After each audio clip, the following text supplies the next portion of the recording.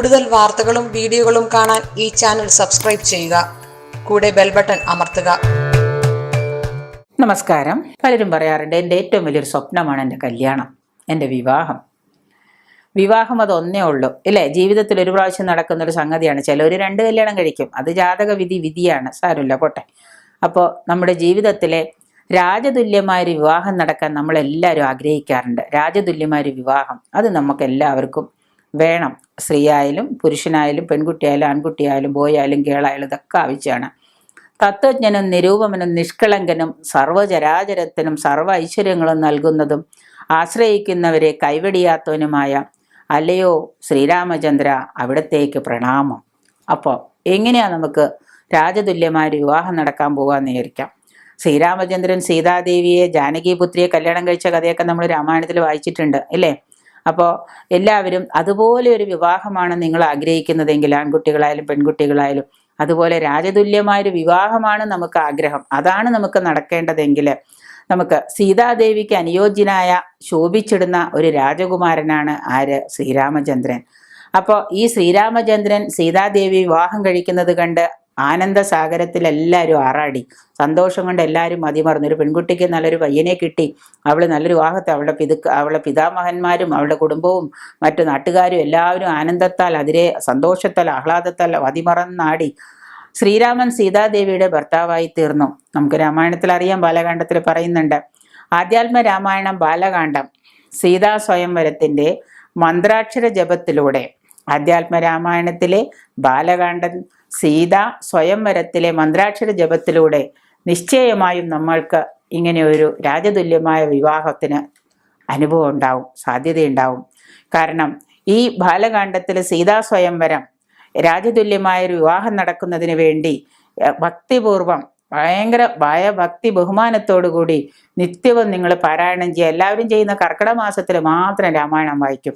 ഈ കർക്കിടക മാസത്തിൽ 30 ദിവസം 1-ാം തീയതി തൊട്ട് 31-ാം തീയതി വരെ എല്ലാവരും നിർബന്ധമായിട്ട് രാമായണം ഇടിച്ച് പൊളിച്ച് പരാക്രമം പിടിച്ച് വായിച്ച് വേഗം അങ്ങ് തീർക്കും. രാമായണത്തിൽ പിന്നെ എന്താണെന്ന് ചോദിച്ചാൽ അയ്യോ യഥാ അറിയില്ല, അടുത്ത വർഷം പിന്നെ തുറന്നു നോക്കുള്ളൂ. അങ്ങനെയല്ല, രാമായണത്തിലെ ഓരോ സർഗവും ഓരോ ഭാഗവും നമ്മളുടെ ആഗ്രഹ പൂർത്തീകരണത്തിന്, ആഗ്രഹ സബലീകരണത്തിന് വേണ്ടി നമ്മൾ നിരന്തരമായിട്ട് പാരായണം ചെയ്യുകയാണെങ്കിൽ, ഓരോ സർഗങ്ങളും നമ്മൾ നിരന്തരമായിട്ട് പാരായണം ചെയ്യുകയാണെങ്കിൽ നമ്മൾ ആഗ്രഹിച്ച കാര്യങ്ങൾ തീർച്ചയായിട്ടും നടക്കും. അതിന് ചിലപ്പോൾ വ്രതാനുഷ്ഠാനങ്ങൾ വേണമെന്നിരിക്കാം, ചിലപ്പോൾ നമ്മൾ മത്സ്യമാംസാദികൾ ഉപേക്ഷിക്കേണ്ടിയിരിക്കാം. ജീവിതത്തിലെ എല്ലാ ലൗകിക സുഖങ്ങളും ഉപേക്ഷിച്ചുകൊണ്ടൊന്നും നമുക്ക് ജീവിക്കാൻ പറ്റില്ല എന്നായിരിക്കും എല്ലാവരും പറയുക. പക്ഷേ ചില ലൗകിക സുഖങ്ങൾ നമ്മൾ ഉപേക്ഷിച്ച് ഈ പറയുന്ന കാര്യങ്ങൾ നമ്മൾ തുടർന്നുകൊണ്ട് പോന്നു കഴിഞ്ഞാൽ, ഇപ്പോൾ നിങ്ങൾക്ക് രാജതുല്യമായൊരു വിവാഹമാണ് ഒരു പെൺകുട്ടിക്ക് വേണ്ടതെന്ന് വിചാരിക്കുക, അല്ലെങ്കിൽ ഒരു ആൺകുട്ടിക്ക് വേണ്ടതെന്ന് വിചാരിക്കുക. സീതാദേവിയെ പോലെ സുന്ദരിയായ ഒരു പെൺകുട്ടിയാണ് വേണ്ടതെന്ന് വിചാരിക്കുക, അല്ലെങ്കിൽ ശ്രീരാമചന്ദ്രനെ പോലെ സർവ്വശ്രേഷ്ഠനായ ഒരു വരനെയാണ് നിങ്ങൾക്ക് വേണ്ടതെന്ന് വിചാരിക്കുക. നിങ്ങൾ ചെയ്തോളാം, ധൈര്യമായിട്ട് ചെയ്തോളാം. എല്ലാ ദിവസവും കുളിച്ച് ശുഭ്രവസ്ത്രം ധരിച്ച് വൃത്തിയായിട്ട് വൈകുന്നേരങ്ങൾ സന്ധ്യാസമയങ്ങൾക്ക് മുൻപോ അല്ലെങ്കിൽ അതിരാവിലെയോ നിങ്ങൾ ബാലകാണ്ഡത്തിലെ സീതാ സ്വയംവരം നിങ്ങൾ എന്ത് ചെയ്യുക? സീതാ സ്വയംവരത്തിലെ മന്ത്രാക്ഷരങ്ങൾ ജപിക്കുക. അത് രാജതുല്യമായ വിവാഹം നടക്കുന്നതിന് ഈ ഭാഗം ഭക്തിപൂർവ്വം നിത്യവും പാരായണം ചെയ്യുക. കോടി സൂര്യന്മാരെ പോലെ ശോഭിക്കുന്ന പതിപത്നിമാരെ, ഭർത്താവ്, ഭാര്യയാണെങ്കിൽ ഭാര്യ, പതിപത്നിമാരെ നിങ്ങൾക്ക് ലഭിക്കും. കോടി സൂര്യന്മാരെ പോലെ തിളങ്ങുന്ന പതിപത്നിമാരെ നിങ്ങൾക്ക് ലഭിക്കും. എന്നാൽ പരീക്ഷിക്കാമെന്ന് വിചാരിച്ച് ഇന്ന് തന്നെ പോയി വായിച്ചിട്ട് നാളെ തന്നെ പതിപത്നിമാരെ കിട്ടില്ല കേട്ടോ. ചിലപ്പോൾ ദിവസങ്ങളാവാം, ചിലപ്പോൾ ഒരു സംവത്സരമാവാം, ചിലപ്പോൾ 6 മാസമാവാം, ചിലപ്പോൾ 1 വർഷമാവാം. പക്ഷെ ഒരു ദിവസം പരീക്ഷിക്കാൻ വേണ്ടി ആരും ഇത് ചെയ്യരുത്. ഒരു നാമജപങ്ങളും ഒരു ഈശ്വരനെയും നമ്മൾ പരീക്ഷിക്കാൻ വേണ്ടി നമ്മൾ ചെയ്യരുത്.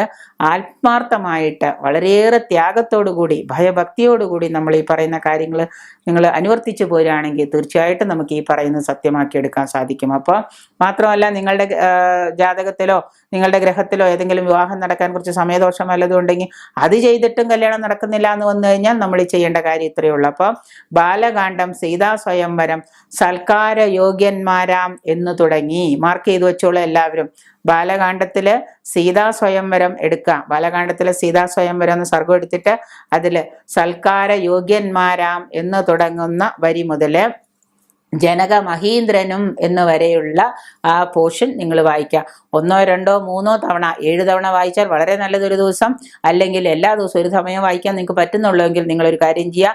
ഈ പറയുന്ന ഇത്രയും ഭാഗം ബാലകാണ്ഡത്തില് സീതാ സ്വയംവരത്തില് സൽക്കാര യോഗ്യന്മാരാം എന്ന് തുടങ്ങുന്ന വരി തൊട്ട് ജനക മഹീന്ദ്രനും എന്ന് പറയുന്ന വരി വരെ നിങ്ങൾ എല്ലാ ദിവസവും, ഒരു ദിവസം 7 പ്രാവശ്യമാണെങ്കിൽ ഓക്കെ, വളരെ നല്ലതാണ്. അല്ലെങ്കിൽ എല്ലാ ദിവസവും നിങ്ങൾ നിങ്ങളുടെ വിവാഹം വരെ ഇത് വായിച്ചു കഴിഞ്ഞാൽ രാജതുല്യമായ ഒരു വിവാഹം നടക്കാൻ നിങ്ങൾക്ക് അനുഭവ സമ്പത്തുണ്ടാവും. അത് നിങ്ങൾ അനുഭവിച്ച് തന്നെ അറിയുകയും വേണം. അപ്പം അതുകൊണ്ട് പരീക്ഷിക്കാൻ വേണ്ടി ആരും ചെയ്യരുത്.